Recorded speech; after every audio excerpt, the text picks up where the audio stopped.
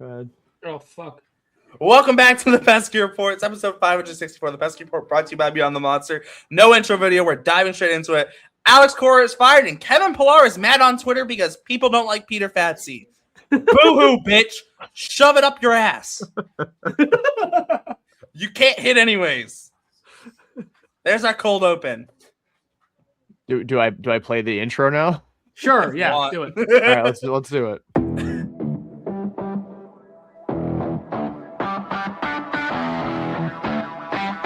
Like, this is called the Pesky Report. Like,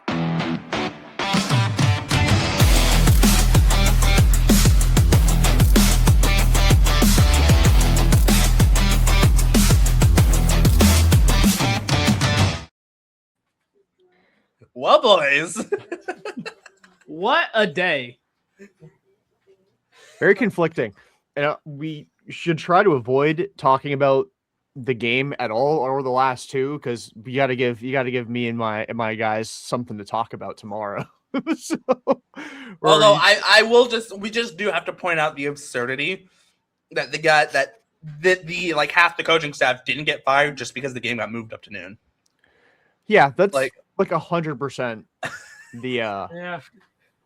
the reason that didn't happen last night. I mean, honestly, like if you think about it, they should have fired everybody after the final game against the Yankees. Yeah, but you can't allow the Yankees to take credit for that. I mean, they fired Chaim Bloom during a Yankee series. I'm pretty sure they fired Dombrowski during a Yankee series as well.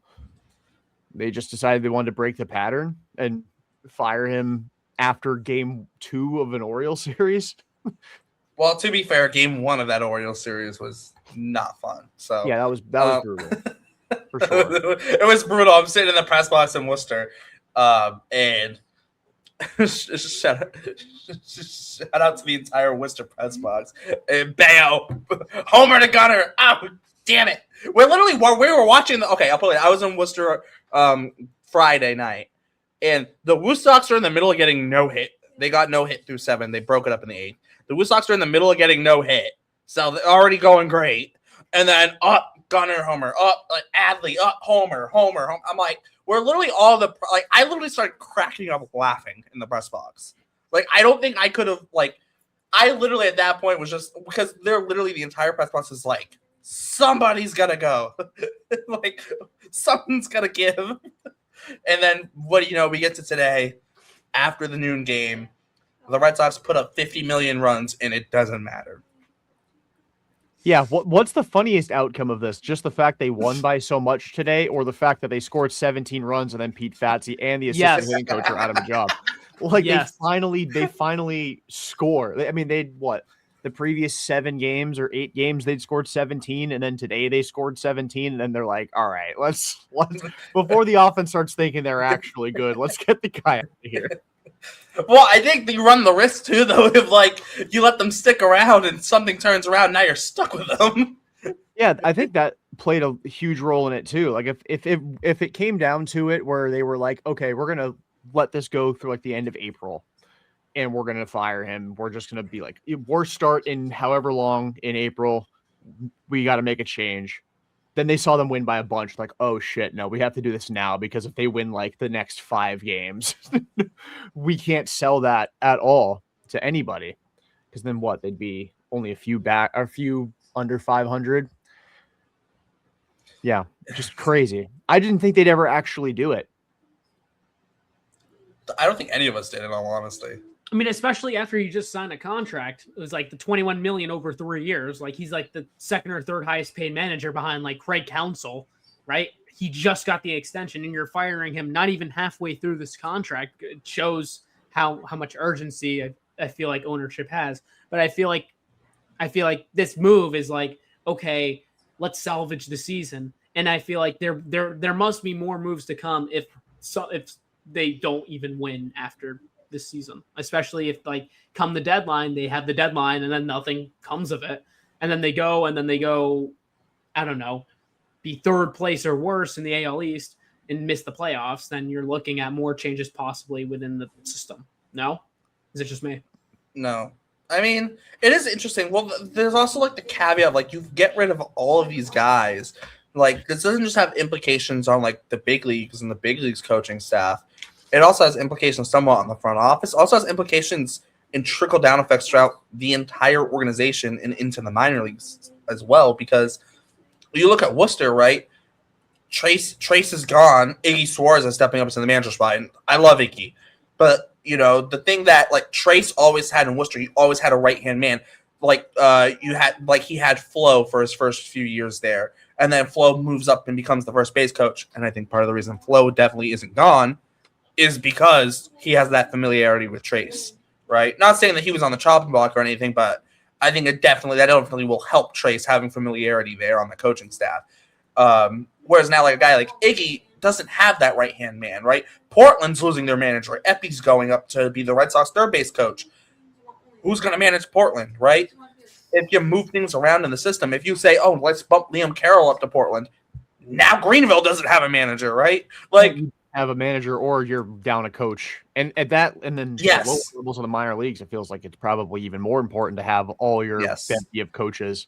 So it creates a crazy ripple effect. There just being that many guys out all at once. And if y'all have been living under a rock and this is the first time you're hearing about Alex Cora getting fired, he's not the only one gone. Fatsy's gone, as is Dylan Lawson, the assistant hitting coach. Jason Varitek reassigned from mention coach to a role in the front office. And am I missing someone? Kyle Hudson also. Fired. And Kyle Hudson also fired. So you said Ramon Vasquez, right? And Ramon Vasquez is out as bench coach as well. So if Cora was going to go, Vasquez was always going to go. Yeah, they're basically a package deal. Like a lot of people last year, probably me included, when I was trolling online about Ramon Vasquez starting 2-0 after the weekend Cora couldn't manage. What was his daughter graduating? Yeah, it was a graduation at PC. Yeah, they've been playing like crap, and then Ramon Vasquez came in and managed 2 games and won both of them. Once Cora was gone, Vasquez was leaving too. Crazy.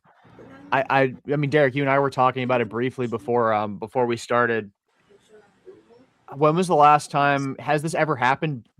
You mentioned this early in the season in April, but April. In general, we're not even a full month into the season. Think about this. Yeah. Opening day was March 27th. I think it was the 26th, so it would be a month tomorrow. Still, literally, not even less than 30 games in. Yes, they're 27 games into the season, and they've fired half of their coaching staff essentially. At least in terms of primary, we're not going to include the 15 millionth pitching coach down the line that half the time spends half their time working for Driveline and their other half working for the Red Sox. They basically they fired a legitimate chunk of their coaching staff. And when you say fire, it's not like they fired the assistant hitting coach and the assistant this and assistant that.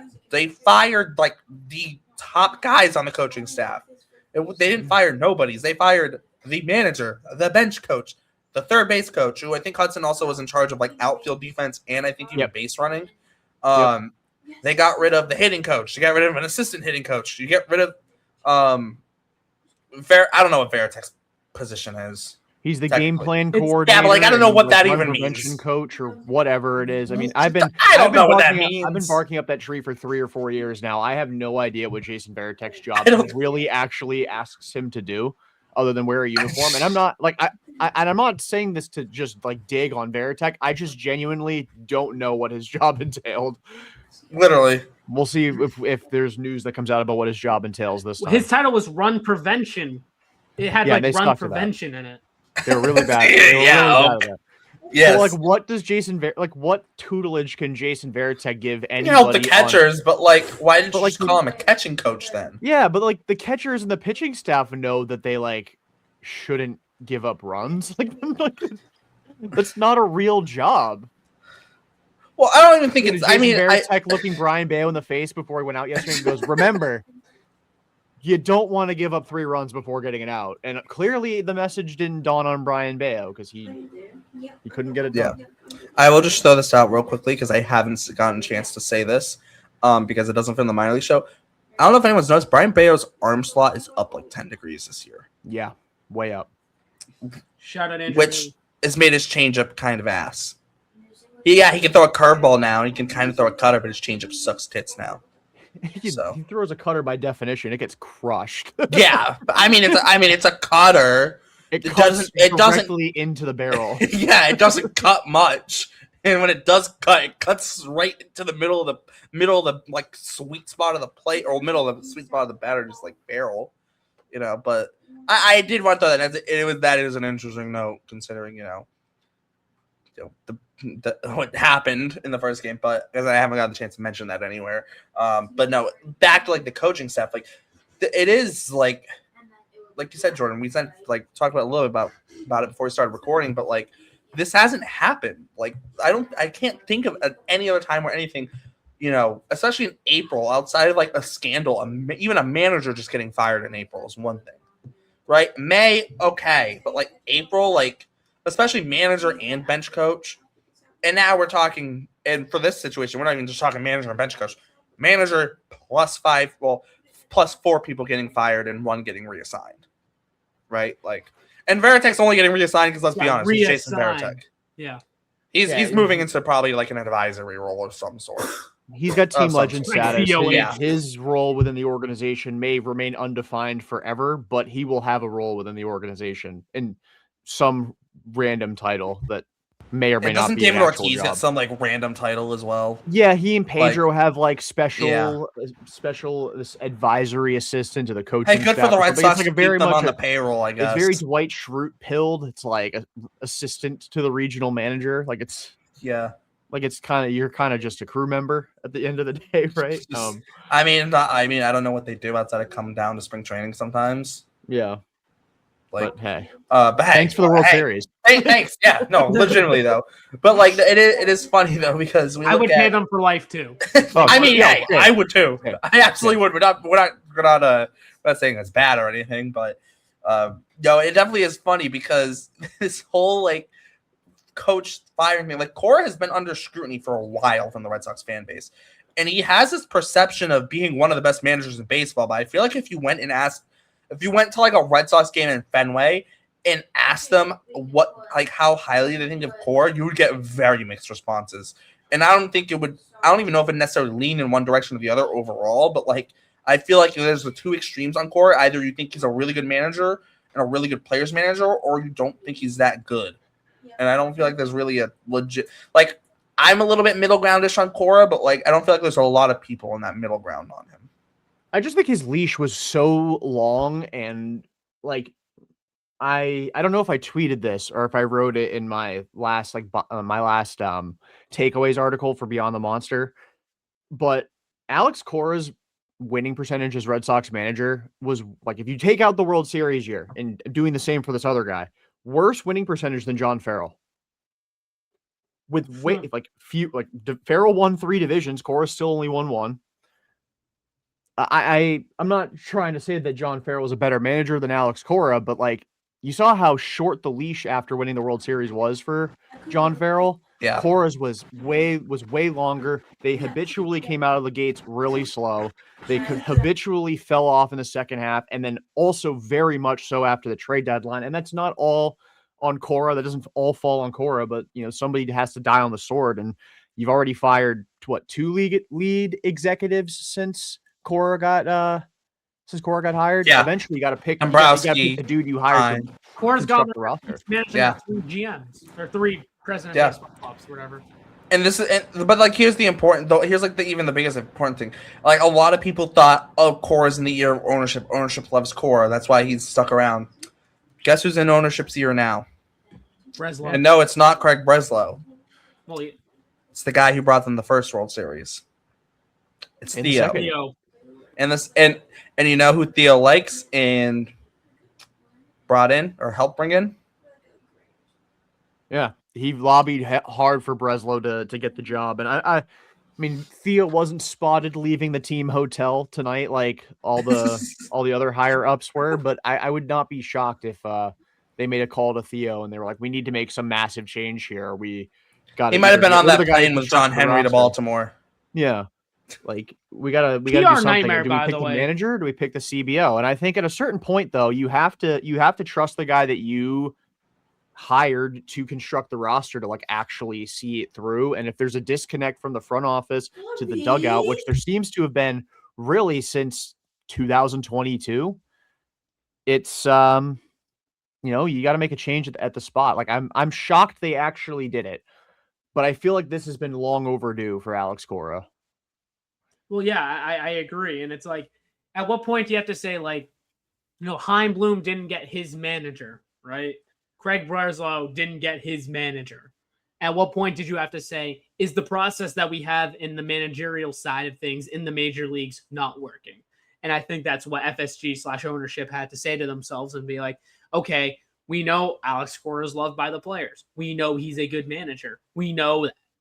But at what point do we need a new voice? And that's kind of the thing that a lot of people, that especially me, have kind of been advocating for a while. Like, I know Alex Cora is a good coach. There's going to be trade-offs when it comes to, okay, the bullpen management might not be that good, right? Some of this other in-game management I might not agree with. But the players like him. He's well-respected in the game. He's won a World Series 8 years ago at this point, which is crazy to think. 8 seasons ago. Crazy. But at what point do you just need a new organizational voice and a completely new roster that's, littered with talent that you and I know, like you two know that this team is like littered with talent, whether it be pitching or hitting. Hitting, you can say Roman, Meyer, young guys, Duran even. Like, you can go down. We can have this conversation for hours. Pitching too. At what point do you have to say, we need someone new to lead us? This current Alex Cora isn't working for us right now. And I think that's what they had to say to themselves. And that's what ultimately led them to this decision, honestly. And someone who's going to buy into what the front office is selling as well. Exactly. I think that's the biggest thing. I love Cora, but like in some way, like with him being a player's man, he might have been a little bit too much of a player's manager at times. And you have a guy in Trace coming in who has seen I guess you could call the wonders that the player development system has brought upon the Red Sox recently, especially on the pitching side of things. And Trace has seen Roman go through Worcester, has seen Marcelo go through there. Hell, even Christian Campbell, right? Like, he's seen it. And I think that you kind of, big picture this, right?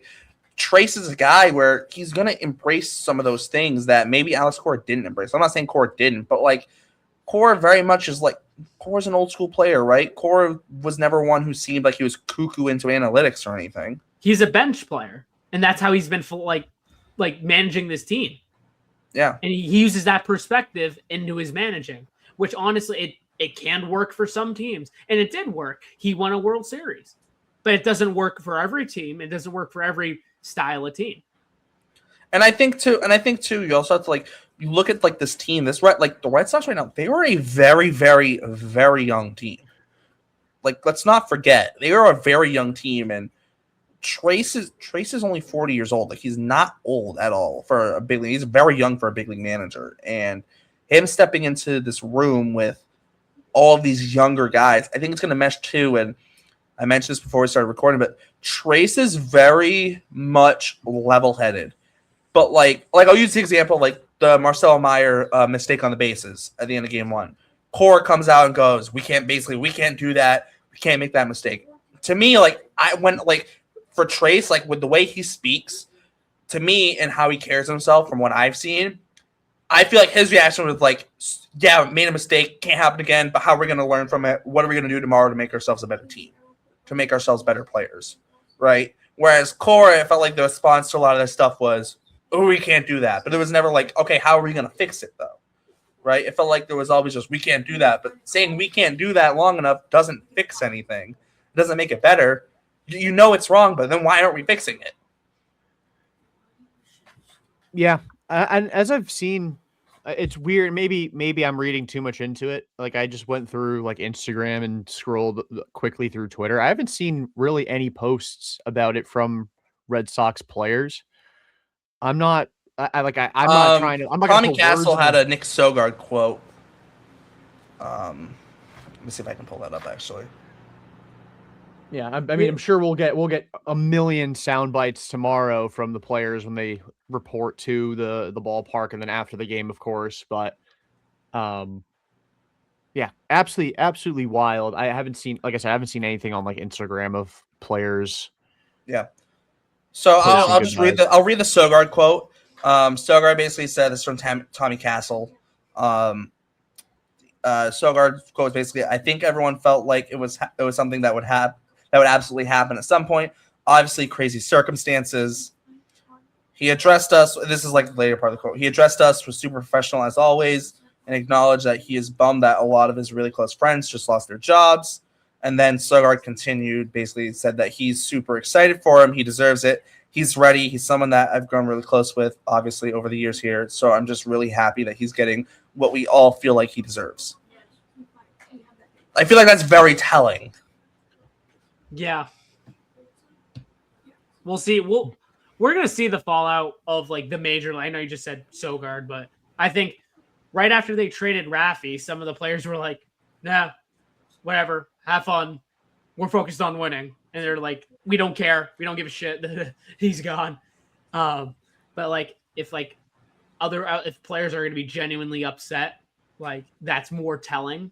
But if some of the players are like, yeah, whatever, then I'm very intrigued to see what happens tomorrow, especially since tomorrow's like an early game. Like they still have to play a game at 1:00 tomorrow. Yeah, but they had at least like almost 24 hours notice to prepare for it. As I'd love to 10. see. I can't wait for the first reporter to go and talk to like Marcelo or Roman. Yeah, whoever gets the first question on Marcelo, especially, is getting the soundbite of 2026 Yes. in Boston sports media. So if you're a beat Tracy's writer, like, go get that sound. You know, if you're a beat writer listening to this, you could be the one. It could be you. Trace though is a guy that I feel I like, and when you hear a lot of things, but you've never heard anything bad. I've legitimately never heard anything bad said about Chad Tracy in my life. I've never heard anyone say anything bad about him. Every single time you ask them about Chad Tracy, it's not just like, oh, he's a good manager. Like literally, people are like lining up to sing his praises. That's rare. I've heard one bad thing, that he's not the major league manager. And that's true now. Yeah. That's not true anymore. And that's not really about him. That was more so. It's not really a bad thing either. Like, it's more of a compliment, if anything, right? But, I think it is one of those things, too. Like, you do have to consider, like, this is a guy, too, where you're hoping, if you're at least the Red Sox front office, too, he's going to bring some fresh life into this team. Hopefully he's going to, no pun intended, light a fire up their ass and, make things happen. And I feel like in some ways, like I said, like if like he has that kind of fresh perspective, that maybe it will, right? And especially for the younger guys, right? And even a guy like a Duran, right? Duran makes a boneheaded play, Cora which he is prone to do. Which he is prone to do. It happens, right? But Cora's basically, Cora's not going to go in there and go into the media and be like, Cora's basically going to go and be like, oh, we need to be better, blah, blah, blah, blah. But Chad Tracy's like the type where it's like, yeah, okay, it happened. So what? Everyone fucks up sometimes. Okay, cool. Move on to the next day. What are we going to do to be better tomorrow, right? How are we going to be better as a team the next day? How are we going to win the next game, right? And I feel like it's a fresh perspective. It's not just, oh, well, we're a good team, so we're going to find a way. It's like, okay, well, you're not finding a way, clearly. It's not happening. I mean, like I said earlier, this is a team that's historically under Alex Cora, outside of like 2018 and 2021, got off to really bad starts. They've been a 500 team very deep into a lot of his season. So it was a matter of time before him being a politician for FSG could only get him so far. I'm very excited to see how Chad Tracy does in this role, because like you said, I haven't heard anything negative about him as a manager outside of what Jason said about him not being a big league manager. But I came from Derrik too. Yeah. I don't know if you went through the entire list of players on the 40-man. Obviously, we're not going to do that that's bad radio. But he's managed most of the people on the roster at one point in their development journey, whether even as far as rehab, like you mentioned, Trevor Story's been managed by him. Garrett Whitlock's been managed by him. Most of the pitching staff has been managed by him. Well, not most of it. About half of it has been managed by him. But like even guys like Greg Weissert have been managed by Chad Tracy. So like there's a lot of people that Chad Tracy has got his hands on at some point in their career. So they're not getting thrown into some situation that they are going to be completely foreign to, because he even was part of spring training for a little bit as well. So they know who Chad Tracy is. I was just about to bring that up. If it wasn't in AAA, there's a good chance Chase was around them in spring training. Yeah, so they know him, and I think it'll ease the transition a little bit. Obviously, there's a lot of faces that they have gotten used to seeing over the years that they will not see anymore. But at least from a managerial standpoint, they know who they've got in charge. Yeah, it's definitely interesting. It's funny. I'm actually, the Red Sox basically got rid of 3 of their 4 hitting coaches, right? Like Who's the they one got that rid gave of, I think they got rid of Fatsy, Lawson, and Cronin. Isn't like the only person left like Soteropoulos or whatever his name is, and he's Yeah, the the driveline guy. Yeah. Oh, Yeah. go figure. I mean, Red but Sox like becoming a it does make sense in some ways, but like I mean, considering Breslow is an analytics guy, it makes sense. But like also like Kyle Bodie is still like involved with the Red Sox, right? Like it makes sense. They're not going to fire the driveline guy, right? There's a reason they brought in Kyle Bodie, right? Like I think originally Bodie mentioned somewhere that he was even offered like the director of pitching role, and he turned it down because he didn't want to be like, you know, he wanted to like have a little bit more freedom, I guess, or whatever it was. And so they basically gave him an advisory role, and that's how Justin Willard ended up being brought in. But like it is very interesting. They've gone very analytics heavy in the past, and it is interesting with like Cora is very much. It's funny because you look at I'll comp Cora to Dave Roberts right now. They both played around the same time. Both have done really, really, really good with spectacular teams. Obviously, Dave Roberts hasn't had like a meh team to have to manage, but like Cora has struggled with the meh teams. Like he has. Like, and it's funny because like everyone's like, oh, Cora's first year, the 2018 team, yada yada yada. What's to say John Farrell wouldn't have won with that team? Hard to imagine anybody could have lost with that team. Like that team was so stacked.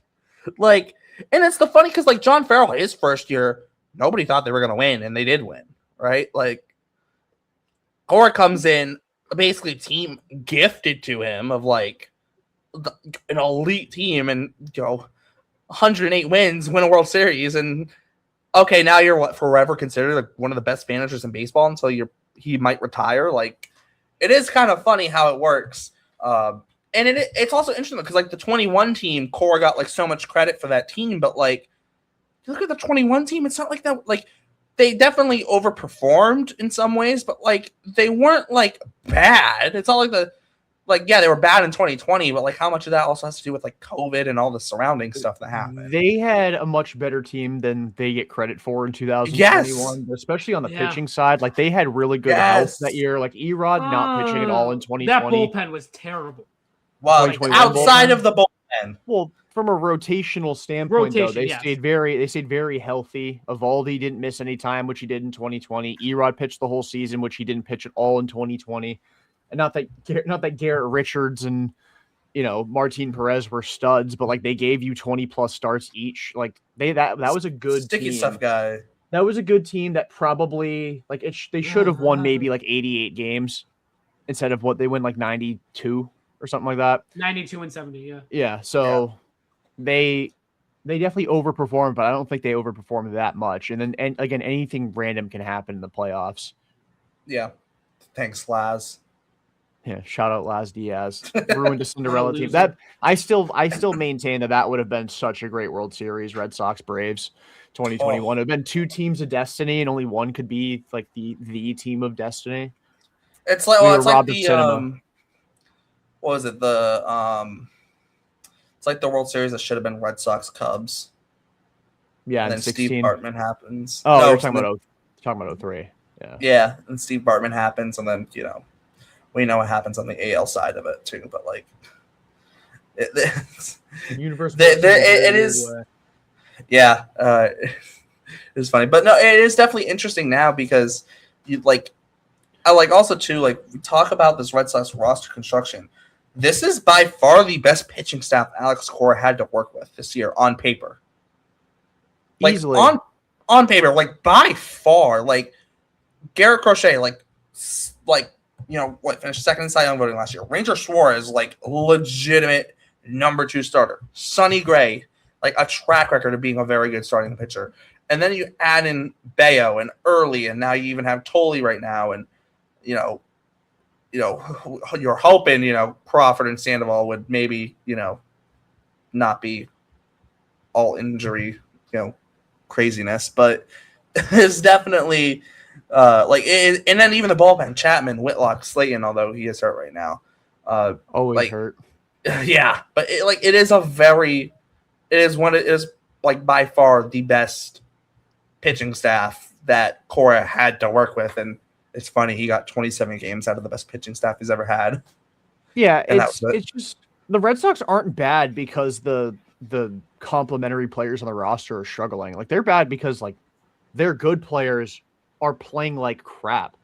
And a lot of them on the offensive side. The pitching side, the weird thing is like you're absolutely right. This is the best pitching staff Alex Cora has had. And they've been awful on the whole, other than the rookies. Why is Andrew Bailey gonna survive that? The mass firing of today, the red wedding, as Jared Carabas called it on Twitter. Why does he survive it? If a main problem, like the Red Sox offense obviously sucked. I think I mentioned it at the beginning. 17 runs the last 8 games, 17 runs today. The offense has been the bigger issue for sure. But the pitching hasn't exactly done them any favors either, especially early in games. So many guys are getting roughed up in the first inning, and it's over from there. Yeah. Well, I mean, I think I do want to add too, real quick, bumping on like even to like the bullpen discussion. Like, Cora has done a lot with less in the bullpen, right? Like, even that 2018 team, like, you had Kimbrel, but like your second highest B-WAR was like Ryan Brazier. And then it was like, and then that was the year Brazier pitched like 9 innings. Yeah, and then it was like knuckleballer we don't speak of, and like Hector Velasquez. Hey, like, don't slander my goat. Do not slander my goat. I'm not, but like Ryan Johnson too. Yeah, BJ. Yeah, true. Well, he started 13 games. That's why I'm not including him in that discussion. But like, Cora finds a way to do more or less in the bullpen, it feels like. But like the rotation he had that year, like Porcello, Price, Sale, and Erod for the majority of the year, and then you nab Eovaldi at the deadline, just like disgusting rotation. I would argue if this year's was pitching to its potential, I'd still argue this year's is better. But that's for another day. But like I feel like Cora always did less with more when it came to the bullpen. But this year he comes into a team that the 7, 8, 9, if they stay healthy, perfectly set up, right? Like Slayton, Whitlock, Chapman, boom, don't fuck it up, right? I think my biggest criticism with Cora over the years is how he constructs, like how he goes about platooning guys.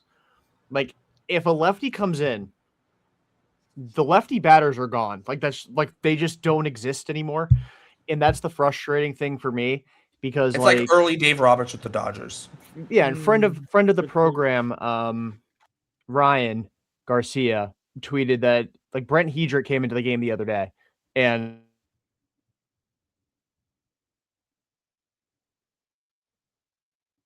did we lose Jordan? Yeah, we might have. Maybe lost Jordan. we had my nightly occurrence where the Wi-Fi cuts out. Yep. But like lefty comes in, the lefties disappear. And Brent Hedrick's a reverse splits guy. And like, I don't know, the way he goes about platooning, the way he goes about like bringing in relievers, like again, against the Yankees in that series finale, you're trying to avoid getting swept. You're trying to, at least put like a silver lining at the end of a not so great homestand. That was a brief homestand. Yeah. Am I just misremembering? Irrelevant.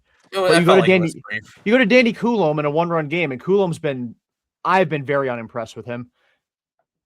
I don't know. I would have gone to Greg there. I think you just got to go to your 3 best relievers and get out of Dodge with a win. And you bring in Danny Coulomb, he loads the bases, and then Greg Weisser does what Greg Weisser does, and he allows all the inherited runners to score. And then none against himself because he's Greg Weisser. Oh, he did that today. He did give up a run today. But I don't know.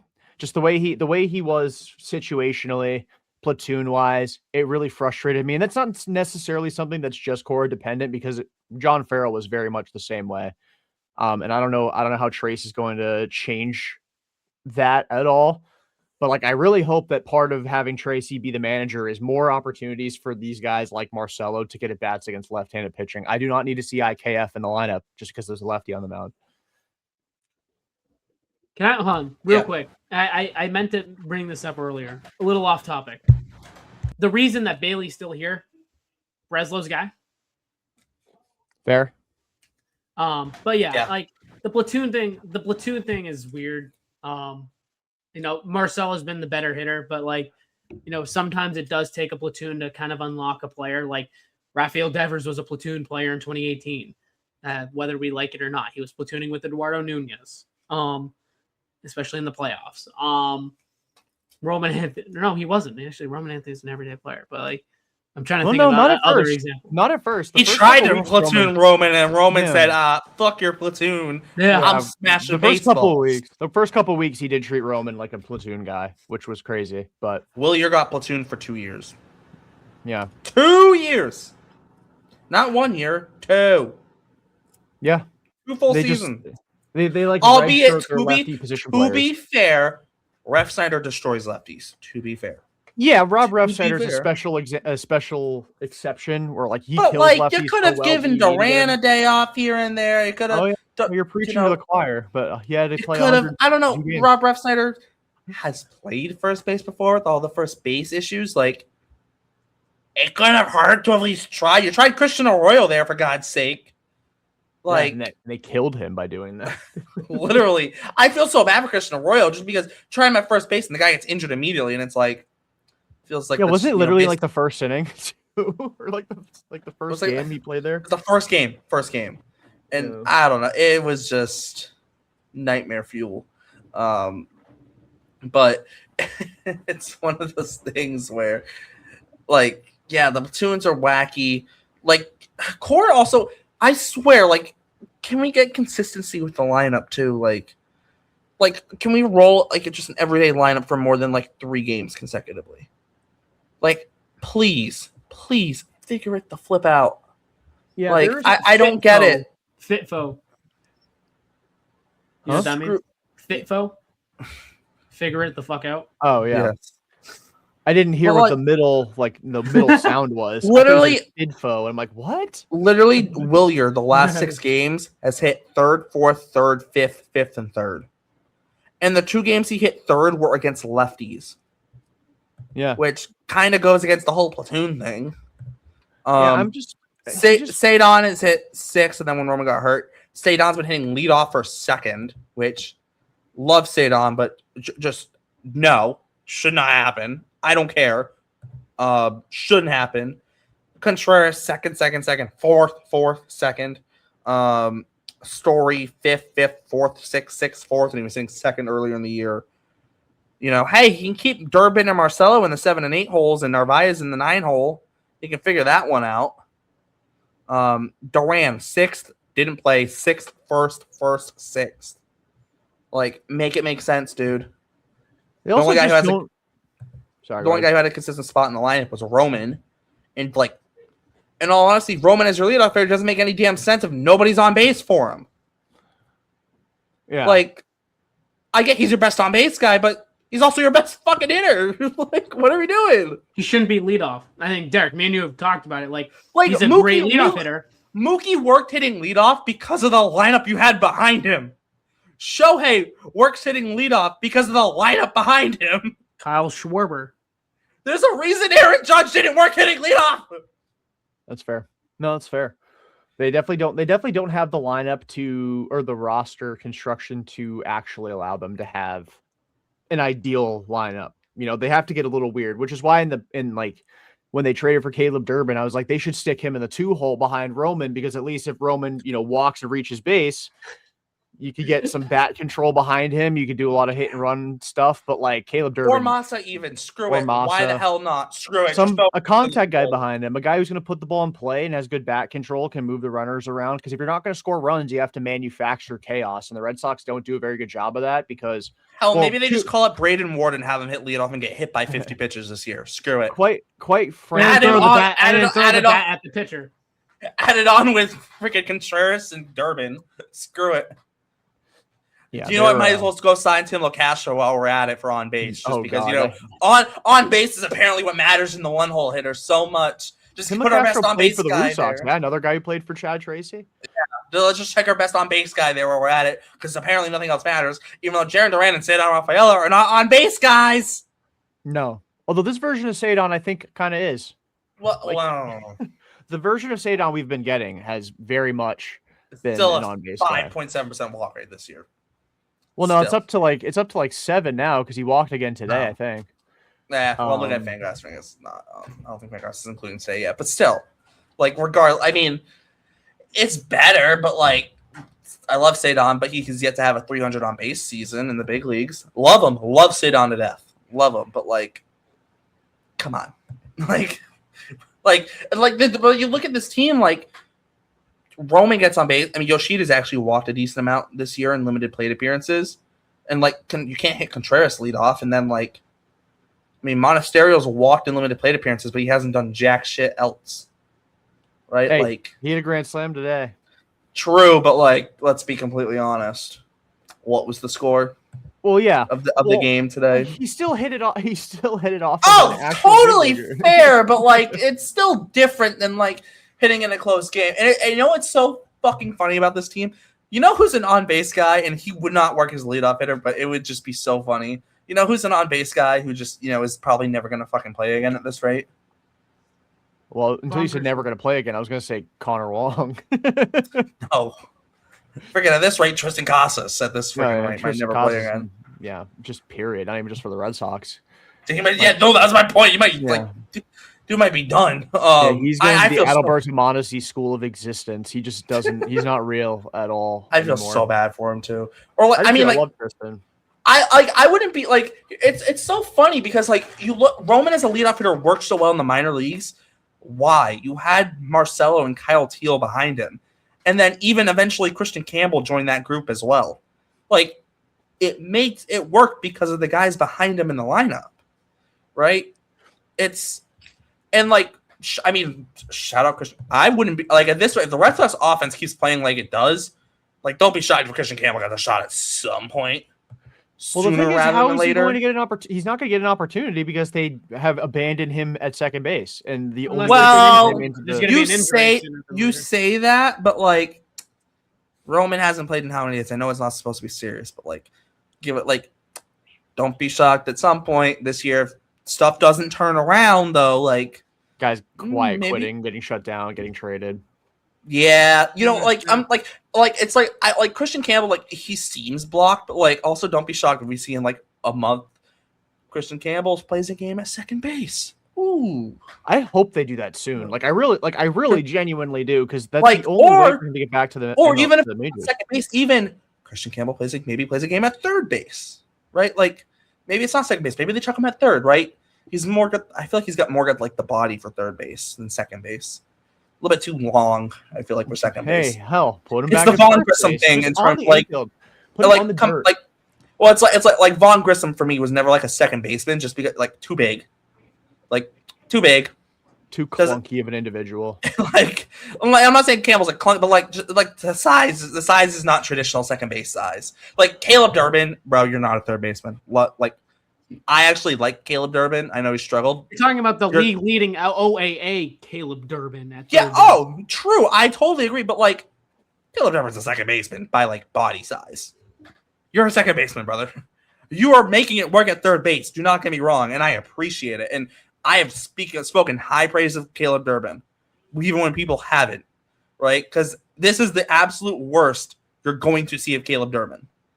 He can't get any worse. He literally can't. So like, but like, it's one of those things like I see Christian Campbell, I'm like, yeah, you're not second base body. You don't have the body for second base. And I know they want to be an athlete, but like, 6'3" does not scream second baseman. It's the whole remember when they brought in Story and people were like, oh, maybe Bogarts will go play second base. Not a second base body, just not. Played there He pretty did well play though. second base. Yeah. True, but you get but the point still stands. Yeah, guys that are that large do not typically play second base. Like it's a special exception. Like DJ LeMahieu is a pretty big second baseman. He's the exception. I mean, Dan Uggla, right? Yeah, Dan Dan Uggla was a second baseman because the National League didn't have a DH. He was a literally when I think of bad defensive second baseman, I immediately go to Dan Uggla. Also too because the power hitting second baseman thing. Dan Uggla wasn't massive or anything, but when I think of bad defensive second baseman, yeah, I think Cano is another big second baseman. Yeah, Cano definitely. But it's Jonathan when you think Scope. Yeah, Scope is a weird one because he was a really good defensive for a while. Albeit my thought on Scope is he's from Curacao, and anyone from Curacao is just somehow good defensively. Real quick. Yeah. At least it seems. Yeah. Did you just see the Bradfo tweet? No.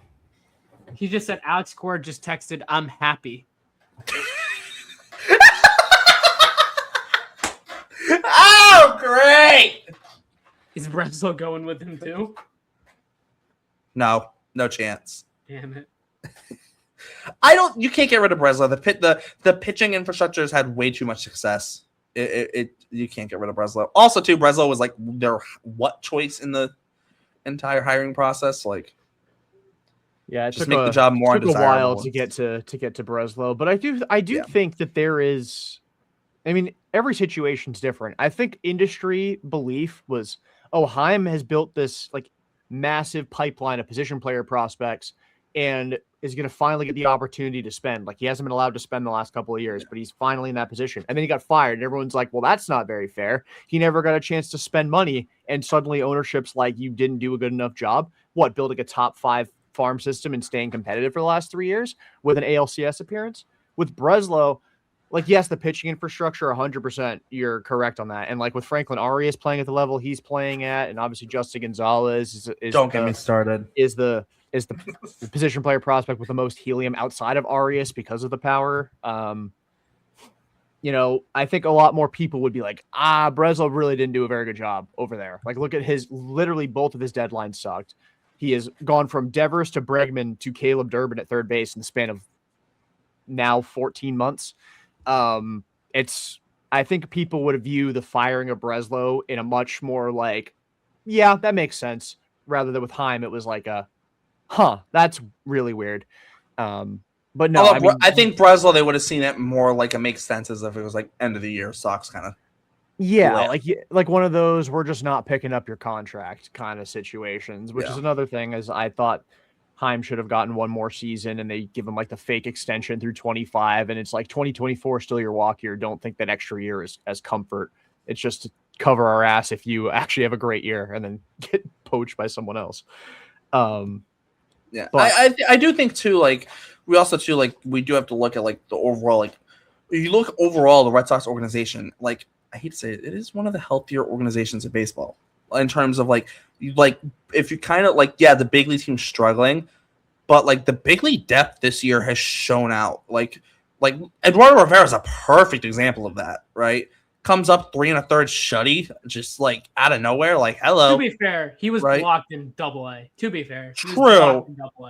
But even Jack Anderson, right? Samaniego, right? You roll through the guys who come up this year, and right? And then also too just the prospect, the pitching obviously just obscene. Einstein had another ridiculous start today. Yeah. Oh my God. Valera, I know he got injured, and they're gonna wrap him in bubble wrap. Basically, they're gonna treat him like he's a 5-year-old who that's fine. You're not going out there till you're 110%. That's fine. But Valera had the start where he, 9 strikeouts on 50 something pitches in 5 innings, just obscene, right? And even lesser known guys like Jake Bennett's having a very good year as well. Mikey Romero is not having an extremely good year under the radar because he's box score doesn't show it all, but he is hitting into really hard outs. He's crushing the ball, and it's the best pitching you're going to see in AAA all year because it's all the big league depth. Yeah, and he's doing it against lefties too, which is massive for Mikey, and he's also like he's had a better approach at the plate this year, which is something he's always kind of been on himself about needing, right? Like like Tyler Uberstein comes up, you know, in part of the depth, right? I mean, hell, you want to talk depth? Like, Anel Bastardo's back. Hey, another Rule 5 draft pick. Bastardo's probably the really one to really be excited about. But, you know, you like run through the depth. Hayden Mullins had the unfortunate shitty game start. It was the game where Portland gave like 10 runs on like 2 hits or whatever in like the first 2 innings, which was like weather inflicted. But like outside of that start, Hayden Mullins has been great in Portland, right? So you run down Yoenis Cespedes has started the year pretty well. So like you run down the entire organization, and it is like they are in a very healthy spot. Just the big league team isn't playing well, and that is just at the end of the day, that's what gets the headlines. You know, nobody cares how the guy in high A or double A is doing if the big league team can't figure it the fuck out, right? And it sucks because, like, you know, we have the minor league show. We are like drooling over Franklin Arias right now, and I think everyone is. Like, what Franklin Arias is doing, like, literally I did not care about the Red Sox game. Like Franklin Arias pinch hit homer, like, sign me up, right? Like the Red Sox game, cool 17, cool. Not the Franklin Arias home run. Let's go, right? Yeah, I moved on from the game very quickly today myself, and I'm not a prospect guy. It's like, oh, the Sox scored 17, but Franklin Arias has just hit another home run. And they're not like cheap ones either. Like he's not just hitting cheap ones. No, right? And he's an animal. And he's like a true not to turn this into the minor league show, because this is an Alex Cora specific episode, but like my belief on Franklin Arias is that he's always been a true shortstop. If you could guarantee 15 to 20 home runs out of him, like you're talking a perennial 4 or 5 WAR player. Probably I've said he's a shorter Bogarts. I made the Bogarts probably even more than a 4 or 5 WAR player with his defense. But if the power's legit, that dude's special. And yeah, he's a Bogarts who's a little bit shorter and better. He's shorter and better defensively. Like Bogarts is most home runs in a year. Bogarts had the 33 homer year, but that was the juiced ball year in 19. Yeah, is the most homers he's in a year. Outside of that, I think is like 23. Right, like the power is legit from Arias. Like, and you're looking 15, 20 homers. I do think Arias maybe gets moved to second just because I do think Marcelo is going to be the long-term guy at short. And I think it just ends up happening where Marcelo's at short, we're going to just throw you at second, right? But I don't think it's going to be because, you're not good enough at shortstop. It's just Marcelo, right? But, like, not to get too minor leaguey, but, like, it speaks like the state of the organization as a whole. And I think that's why Breslow doesn't get the boot here. Like, there's too much positives going on in the grand scheme of things where the overlying thing is a negative. But if you start to dig deeper, there's so many positives going on within the org where it's kind of hard to justify getting rid of Breslow outside of the whole, like, Devers, Bregman, Durbin charade and the team struggling to start the year.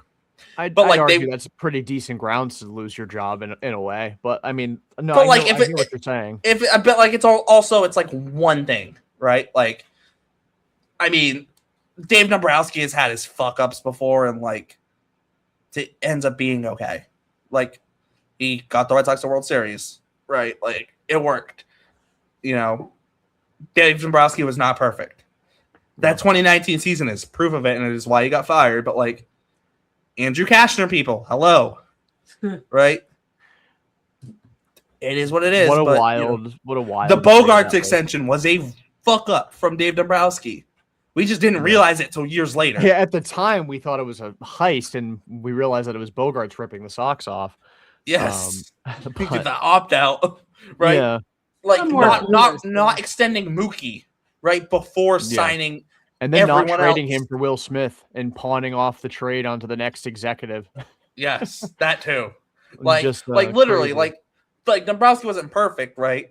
But like he had play like, and that's the thing. Like Dombrowski wasn't perfect. Like it's like revisionist history. Yeah, he built the best team in Red Sox history. He wasn't perfect, right? No. Like Craig Breslow's not going to be perfect, right? Yeah, the whole charade thing between Devers to then Bregman and now Durbin. Yeah, it's a big fuck up. But like, if that's his one big fuck up, I can kind of live with it in some ways because at the end of the day, it very much felt like they did not want to live with that Devers contract. They got off of it. And Bregman, I mean, you look at the core of this team between Roman, like we were dreaming of Roman, Marcelo, Campbell for that bit. And like you even chuck in Sadon and Willier and even Durbin into the mix now. Like they're all in like the 21 to 26 range. And the pitching staff, Crochet's 26, Early's 24, Tully's 23, Bayo's 26, right? Like a lot of these guys are still really, really young. And not like, yeah, Bregman doesn't fit that age. It's not saying like you wouldn't want Bregman on your team. Yeah, you still want Alex Bregman on your team. But like Caleb Durbin's not like the worst fit in the world either. Like you know what you're going to get out of him. And if in a couple years Durbin's your bench infielder who can just be your super sub and play all over the infield, right? Okay, let's turn fine. Caleb Durbin into Josh Rutledge. I'm cool with that. I'm thinking I'm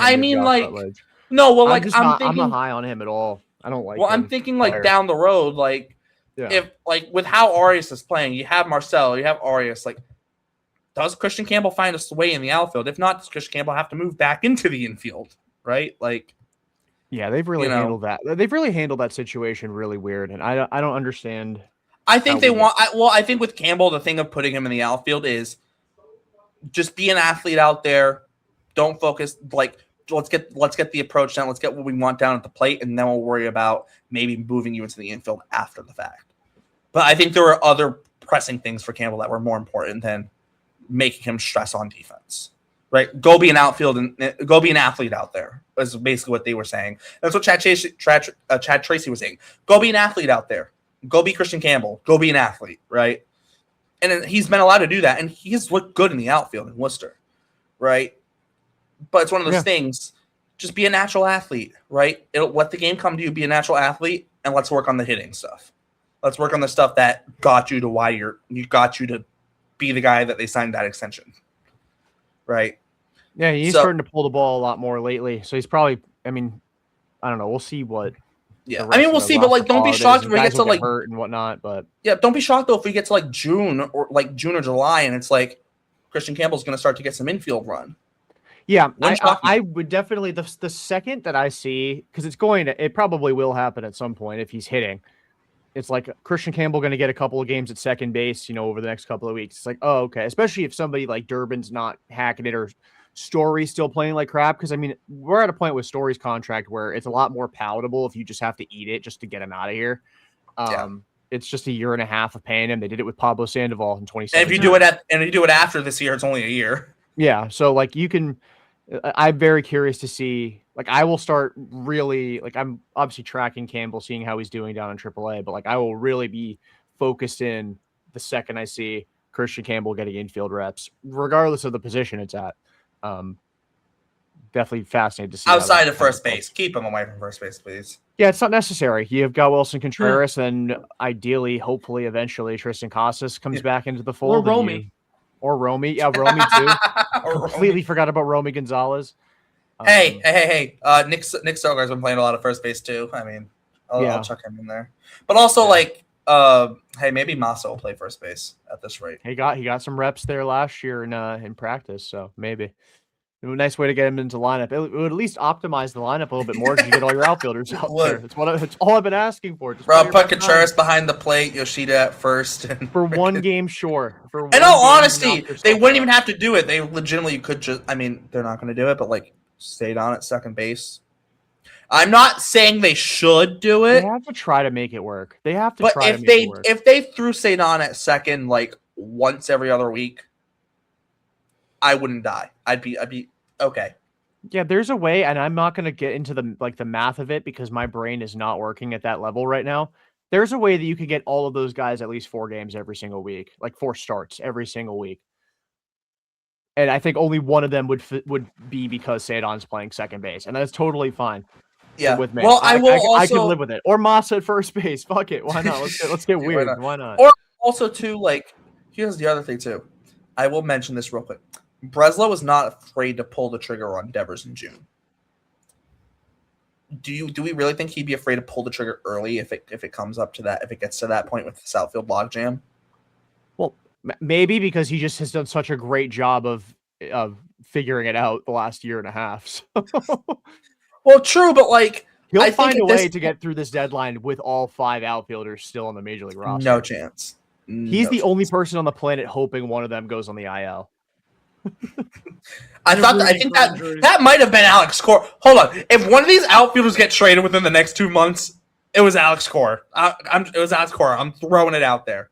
Alex Cora said, "You're not trading Jarren Duran unless we get an elite return back." I honestly agree with that. Didn't Stats tweet that Cora vetoed a trade of Duran in the offseason? That would not shock me. I don't know if he did, but that would not shock me. I might be making that up. Like, don't quote me on that. I genuinely might be making that up. But also, that wouldn't shock me if that was an actual thing, even if it's not from Stats. It wouldn't. Well, you don't trade. Like, this was the one thing about the. I know that we're up over an hour now. We're gonna wrap this up in the next couple of minutes. I promise. But that was the one thing. Like with the Devers trade, it was like, how could Breslow do this to Cora? It's like, you think Cora had no idea that was happening? Like, maybe he didn't know when it was going to happen. But, like, you think that Breslow went and did that trade without being like, I'm thinking about trading Devers, you in? Like, yeah. a player of that magnitude getting moved is not going through the manager. So, like, if Duran gets traded, if Duran's getting traded, Alex Cora has got to be like, sure, especially last deadline after trading Devers. Yes. You couldn't then also trade Duran. Or like this offseason, even like this offseason you could have traded him. You could have traded him, but you got to talk. He still led the team in WAR last year. He's led the team in WAR each of the last 2 seasons. Like, you're gonna ask Alex Cora, you cool if I trade Duran? Like, because I imagine we're talking probably. Hey, there's a team that's really bad right now that might be looking at Alex Cora for a manager. I mean, yeah, I don't know. There's 2 that might be. Well, there's one specific that I'm thinking of that, Yeah. A former son of a former shitty Red Sox is currently their center fielder. And nothing against him, but he's 22 years old and is struggling a little bit. The Portland Sea Dogs are looking for a manager. The Woo Sox no, it's going to be Iggy. It's Iggy. Well, they're looking for a bench coach. Well, Iggy wasn't the bench coach. He was technically like the defensive coach, I think, technically. Well, Alex Cora was a utility infielder, so he knows all about infield defense. He can do that. Yeah. Hey, if only the Mets hadn't traded for Lou Bob, they would be a great spot for Duran right now. But leave it to the Mets. And I still think the Phillies would be a great landing spot for Duran. Yeah, because they have their outfield right now is Adolis Garcia, Brandon Marsh, and Justin Crawford. Justin Crawford. Yeah. Right, Justin Crawford. Which I do like Justin Crawford, but like I think you might have been pushed a little bit quick to the big leagues. That's just me. But like also too, like the only issue with trading with the Phillies, what are the odds Breslow pulls a pitcher, like just gets only pitching back in that trade? That's bad. Yeah, I don't think that can happen. I don't think that can happen. I really don't think that can happen. But also, I don't know if I like his watch Breslow be watch Breslow be like, we're gonna trade and we're gonna, the Phillies, we want Orion Kerkering because we want a reliever because we want Orion Kerkering and 2 utility infielders, please. We want Kerkering. I can't even properly enjoy Andrew Monasterio because there's 3 of him on the roster.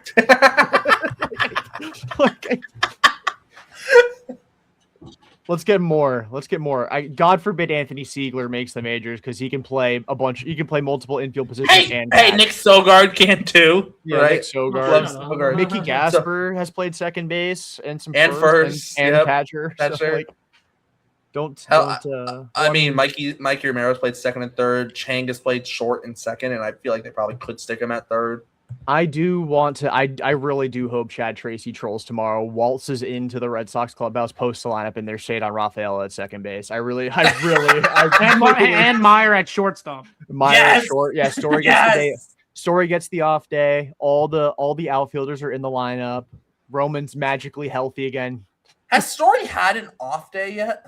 I don't think so, because for some reason Yes, we just no, he did because I Did think he? Monasterio played shortstop. Someone else played shortstop. Oh, he's had Yeah, one but- off day. He has had one off day in 2 games. He's DH'd. what a freak. Well, no, because today was their 27th game, right? Oh yeah. So he's Oh, played then every maybe, game. He's played every yeah. game. Monasterio's could have played 2 games at short. Well, No, it just sorry, no. hasn't- Fangraphs is a game behind.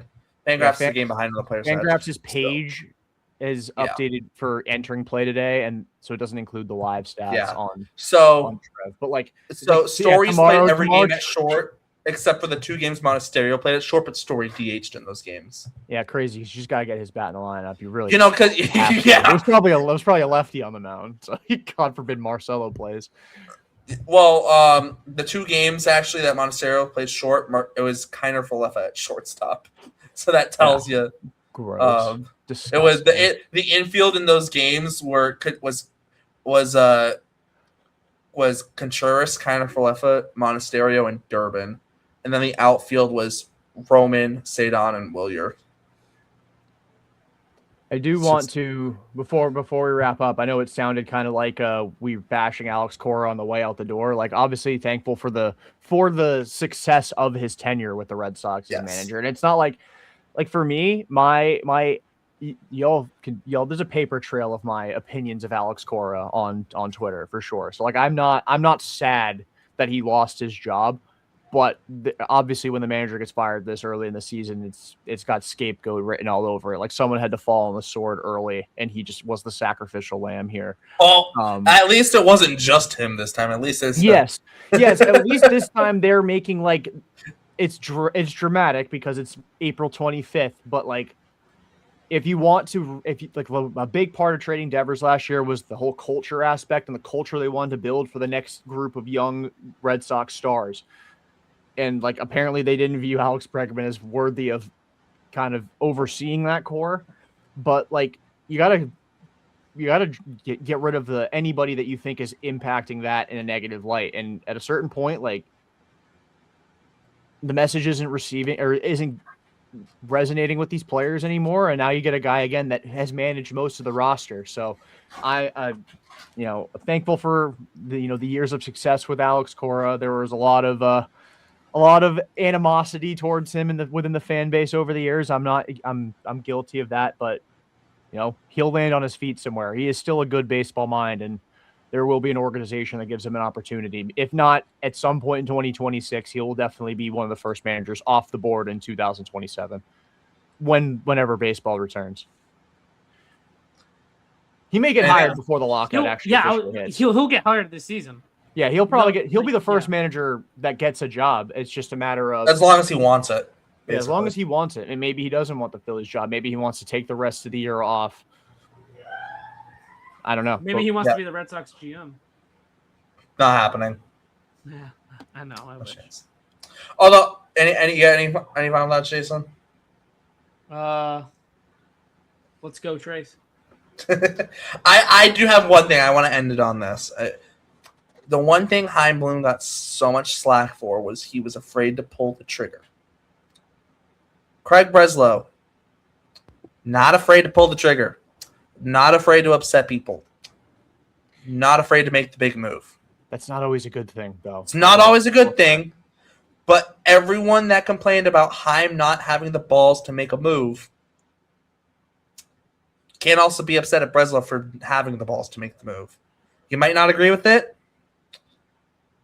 but he's at the. I said this when that Devers trade happened. You might not love the move. God damn it, does Craig have some fucking balls on him? Will it work out? We'll see. It seemed like the Devers thing worked out. We'll see. We'll see how this pans out. Yeah. Good luck to Chad Tracy. Hopefully the Red Sox can kind of build off of the momentum of scoring 17 runs. I wonder. I'm if there wasn't the most obvious no-hitter of all time before, because they scored 17 runs, them scoring 17 runs and then their manager losing his job and the rest of the coaching staff losing their job, they're 100% getting no hit. But hopefully for Trace's sake, they respond well and this does light a fire under their ass, because there's a lot of veteran players that should feel guilty about Cora losing their job, because his job, because at the end of the day, he gets graded on their performance. They got him fired. Sorry, what? I Shut up. I didn't catch that. There's a lot of players that should be blamed for why they're 10-17 right now. Also, not a correct signing either. I'll just throw that out there. I didn't even catch the player that you muttered while you were coughing. Trevor Story. Oh, Trevor Story. Oh, okay. Did you do that? Did you do that through a cough because you thought I would like tar and feather you virtually? No. The resident Trevor Story stand. Oh, don't get me wrong. I like Trevor Story, but like, no, he's been awful. He has been awful. Bad. Like we pick and choose our players that we And we talk about Marcelo. We also talk about Marcelo being the shortstop of the future. Well, he's also not playing shortstop because of Trevor Story.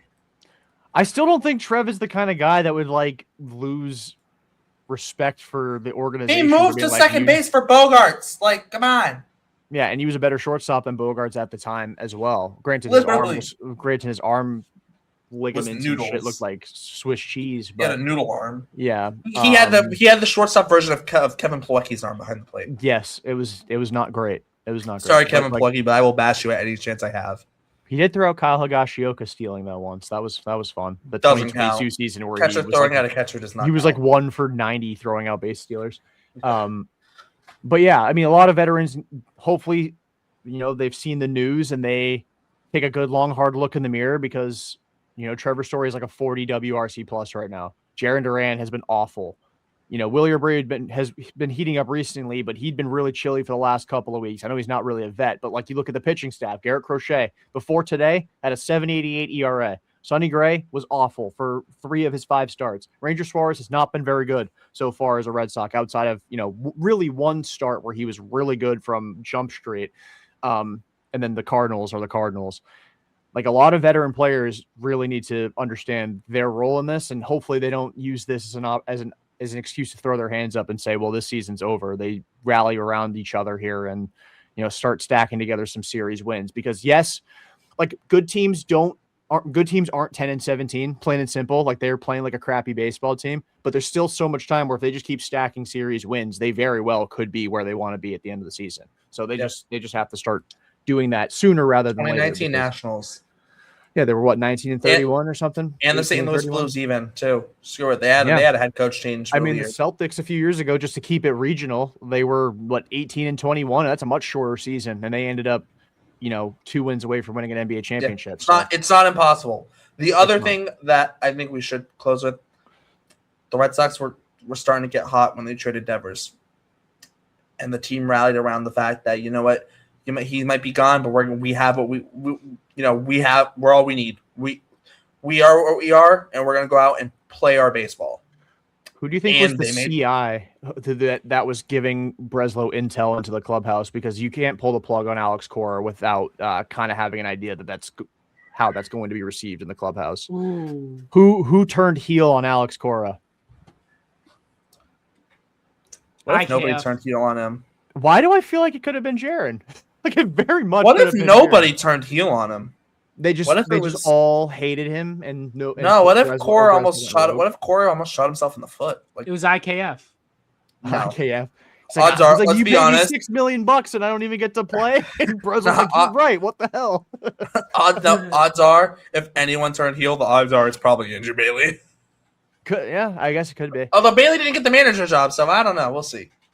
Maybe Bailey doesn't want to be a manager. Maybe he turned down the Yankees manager. He didn't even interview for it. No, he turned down the pitching coach. Actually, bench coach. You're right. Yeah, you're right. So, who wants to be a Yankee? I really think somebody was given Brez intel. Who did Breslow sign? Is maybe it's Patrick Sandoval. Hey, no, it's one of the assistant driveline. It's like one of the driveline coaches. No, I'm willing to bet it's Patrick Sandoval. Without like. He's made one rehab start, so he got to experience Chad Tracy as manager. His arm's Swiss cheese. It's just a matter of like, hey, we're going to pay you $14 million over the next 2 years. Learn about Chad Tracy and give me any dirt you have on Alex Cora. And what would be absolutely hilarious? What if it was like Christian Campbell? like the Campbell's nicest guy, like Christian the Campbell's nicest guy ever, guy. the nicest guy ever. And he's like, I was great until I had Alex Cora as my manager. which is Yeah, which is really true. Because it can't be Pete Fatsy. Just ask Kevin Pillar about Pete Fatsy's skills as a coach. Ooh, Pete I will say, Fatsy, the though- greatest hitting coach I've ever seen. Yeah, shut up, Kevin. I will say though, Your name's Kevin Pillar was actually pretty good for the Red Sox, outside of the controversial shit that involved him in his Red Sox career. But we don't have to relitigate that. Yeah. But yeah, he was actually Not even the most controversial thing of that year. no, Hmm. but he did have a 795 OPS, 4 home runs, and It's not that good, in all honesty. 30 game. I mean, for the 2020 Red Sox, he was basically fucking Manny Ramirez. So, Yeah, but like, but like compared Not- to his how he is over the course of his career, True. like he was pretty good for the Red Sox. true, but it's still Kevin Pillar. Like, One of the only you're known like, for halfway decent. You're number known from fives since you're Nomar. he's literally just known for scaling a wall in Toronto, and like that's about it. Yeah, and controversial shit. Pretty much. But yeah. We start and end the show on Kevin Pillar. What a note. Yeah, that's fantastic. Who's outroing this? I got it. All right, bet. Kevin Pillar, you piece of shit. No. You jabroni. Kevin Pillar crossed off the guest list of Pesky Report. Yeah. Oh well, his name's Kevin. We already have one Kevin. We're good enough. Hi, Kevin. Wow. We hit our got one Kev Kevin. We quota. don't need two. That's how it works. No, Sorry. we have the real Kevin. We have Yeah. the real Kev. We have Sleepy. And our Kev. Kevin doesn't like IKF. Okay. That's true. Our Kevin would not have given IKF $6 million. I don't think you would have given him. Exactly. I don't think you would have given him $6. He'd have think to he would've pay given us him to 6 work, and I cents. don't think that would. I don't think that would happen. I don't think he would have taken $6 million from IKF for him to wear a Red Sox jersey. Yeah. How much that there's another question to leave people thinking on. How much money would IKF have had to pay you for you to be okay with him being on your favorite baseball team? Enough to cover my tuition, plus all the student loans I have left. So like 75. Yeah, well, make sure that I don't go 80K? into debt for the rest of my life. How about that? Pay off my debt and then give me like Hey, basically at this rate, screw it. I'll just round up to 100. pay off my debt and then give me a Bobby Bonilla day. I won't. It doesn't have to be like a crazy amount of money, but like every year. Give me like Every $100 or year. something. No, not 100. Fuck, I'm okay. I'm negotiating here. It's got to be like maybe like 15K. 15K a year. Nice little bonus to it's gonna suck because it'll probably throw me into the next tax bracket. But like, That's even why I said 15K a 100, year. dude. 15K a year. That's fine. That's Yeah. fine. I'll roll with it. All right. Well, on rent that for the note, Kevin Pillar, you can suck balls. Go fuck your. No, I'm just kidding. Hey, DeLuca, fuck you. Fuck you! That's an inside joke between me and Jason. Oh, I feel left out. I feel like Squidward. So, some like college age kid was like drunk at a Red Sox We Rays told you game this. and just kept on screaming the entire time. Hey, DeLuca, fuck you! At Johnny You look DeLuca. like you park in handicap spots. Yeah, That's crazy. That is crazy. That is. but it was just absurd. the entire game. Hey, DeLuca, fuck you! See, dude, he got like warned like 10 times, and they never did anything about it. That was the Romy Gonzalez walk-off game. in Yes, the it was like the 14th 12th inning. or 12th inning. Yeah. 12th Johnny inning because I've had the whole thing about how we should just have Ties. ties after 12 innings. Because, like, no offense, I love baseball, but I want to get home and get to sleep. Hey, nobody's keeping you there. Yeah, but also like ties are cool sometimes. Like, like the 33 inning game in Pawtucket, like, or 32, whatever it was. Cool, but like, I'm not staying for. Nobody's staying At a for certain that. point, they got to start We selling have booze again, lives! right? Like at a certain We have point, they got to lives! start selling booze again. Like they have Well, to. Well, no, that's why you have a tie after 12 innings. You don't have to worry about that. And then also too, you also just Boston public transportation. I say back to my point about booze. If it goes to extra innings for the next 15 minutes, you can buy alcohol, free for all at the kiosk. Let's go. I think they should Go just give nuts. out free hot dogs during extra innings. Oh my Few god, wieners. there'd be nobody left in the stands. No, they don't. The hot dog vendors just come out and start chucking them like the t-shirt toss. God damn it. You're dodging foul balls and glizzies. Yeah, that's At what point is it a baseball game anymore? Yeah, you're dodging brat battalions in the crowd. Like,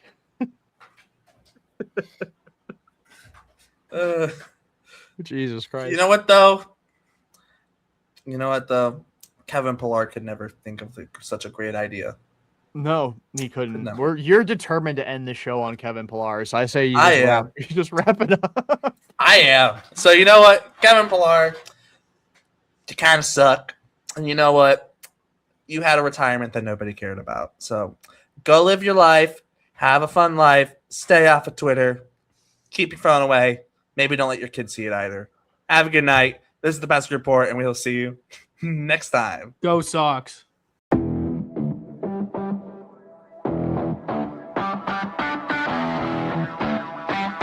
Like, this is called the pesky report. Like,